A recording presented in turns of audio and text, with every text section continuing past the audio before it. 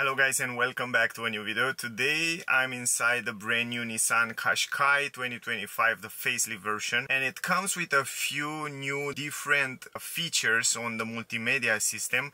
The digital cockpit, it's relatively the same, it's the same fully digital cockpit, kind of the same head-up display directly on the windshield, but there are a few things new on the multimedia system which I want to show you, and I think there are a big step forward, really important, I will say, new stuff on the car. So first of all, head-up display, as you probably know from before, is directly on the windshield, which is really good. It's really nice integrated and it gives you a lot of information there. I will show you more info in the test drive video as soon as I get the car. But let's go to the digital cockpit and go through the information as always. The interesting thing in comparison with other cars manufacturers is the fact that Nissan still have a lot of settings right here in the cockpit and not on the multimedia system. So for example, let me show you. You can go into the settings. I will go directly to the settings. You can see on the lower area right here, and in the settings you have a lot of settings like traction control. You have the driver assistance system settings right here on the cockpit.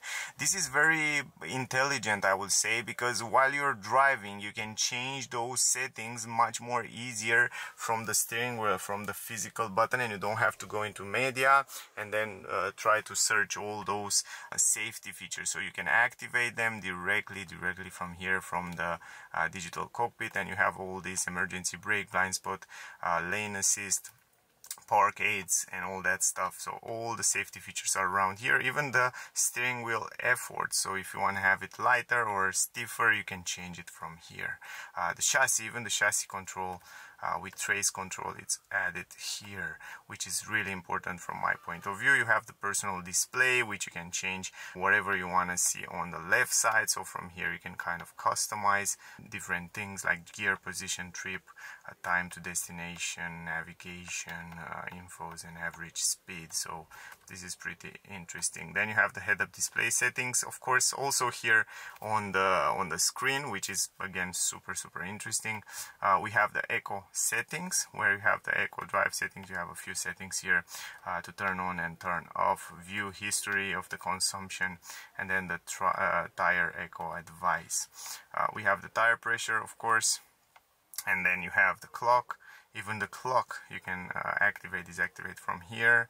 You have the vehicle settings with lightning. That's why I told you there are so many settings, wipers, locking, all the settings, almost all the most important settings of the car are now on this digital screen, which is very important for me.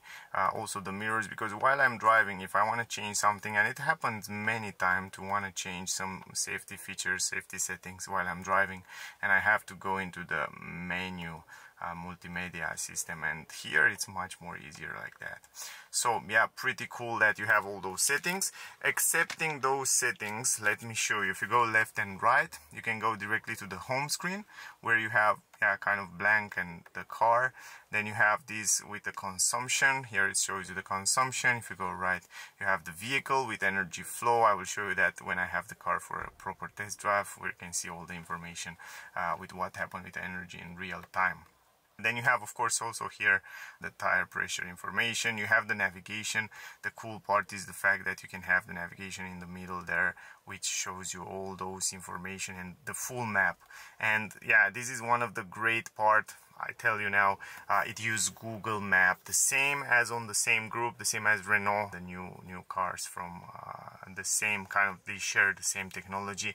And this is fantastic, because you will see in a second, it's the same as you have it on your Android phone. It works phenomenal, the map, and it has live connectivity to the internet, audio, and then of course you have all the safety features and driver assistant features around here, and then you have the settings. Super nice brightness, super nice information. I really like the way they position it. So from my point of view, it's really one of the best digital cockpit out there.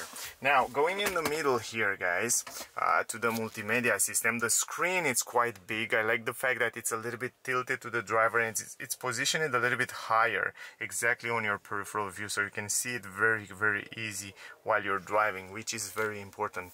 It's a big screen. It kind of keep the same array and the same software. I don't think it's the best array or the most responsive while you're going to the pages, but very important for me is the navigation, because most of the time most of the people will use the navigation, and now it has Google built in, which is just phenomenal. Not only that, you have live connectivity to the internet, and it shows you where is traffic, it shows you where the road it's in, work, construction, accidents, all that stuff, but it works fantastically fast. And this is a huge step forward. I think this is one of that points which Nissan usually have to improve on the cars, and also this Qashqai, and it's a huge improvement. You will see, guys, just go and test it and you will see how fast and how good it is. Plus it works really fast. You can find, for example, let's see, the petrol stations. It's so fast, and it shows you all the petrol station, it gives you information, it gives you stars and how good, for example, the people rank them, and you can just press it and you will see that in no time it's just loading and it gets you there. It shows you the telephone numbers, it shows you restaurants and all that stuff.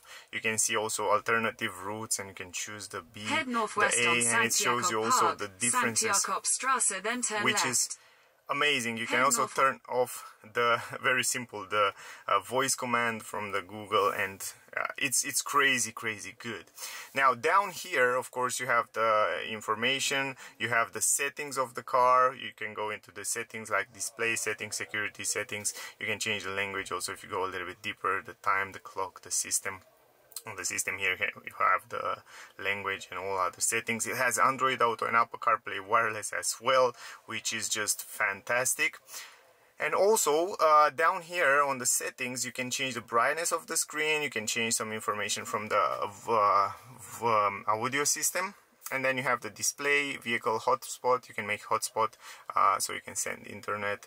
You can put it on the night mode, the day mode, so stuff like that, the traffic, and so on. It's really cool, it's really nice. And also on the left side you have all the shortcuts to get you to the home page. This is the home page. You can see the source here, you can connect your phone. On the second page you have all the apps right here, because now it starts to acting like you have on the new Renault Multimedia System. It's acting like a Android tablet, I would say. And here you have the Play Store, the Google Assist, the map, and the future. In the future you will have all those information and integration from Google, which is incredible. And from what I saw, in the future it will come also with the possibility to see YouTube and Netflix, and you can stream, so which is fantastic. Android Auto, Apple CarPlay wireless, as I said. You can create your own username here, so you can save the settings for later. You have Amazon Alexa, and there is the time. Now another cool thing which I want to show you guys is the voice command, because you can use the voice assist. Google, how many degrees are outside today? Today in Munchenstein, expect a high of 22 and a low of 13. And you can also navigate to different directions. Let me show you that. You can go here, again, voice. Navigate to Barcelona. Navigating to Barcelona. So you don't even need to connect your Android in order to use all those stuff. I think it's just incredible from my point of view, at least. It's crazy good. So yeah, great job. And then you have those shortcuts that get you directly to the navigation, to the media, to the phone.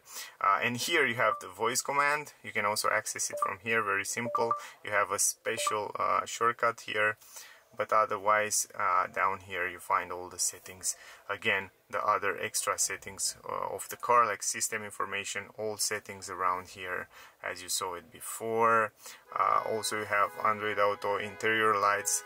So from here you can also go to ambient lights and kind of change the colors and also the brightness. And it comes with a few colors, and you will see the places where the lights are. And I will show you, of course, when I get the car for the nighttime. I will make a separate video with the lights in the nighttime, so stay close to see that. Yeah, otherwise guys, those are kind of the same things. But in general, I think the biggest improvement here is the new Google Map integration. That was the video. I hope you enjoyed. I hope you get some useful information. As soon as I get the car for a proper review and test drive, I will have it. Today we are in Switzerland, in Basel, at a motor show, so I try to be a little bit faster. So hope you enjoy. Don't forget to like, share, subscribe. Thank you for watching. Stay safe, and I see you soon in the next one. Bye guys.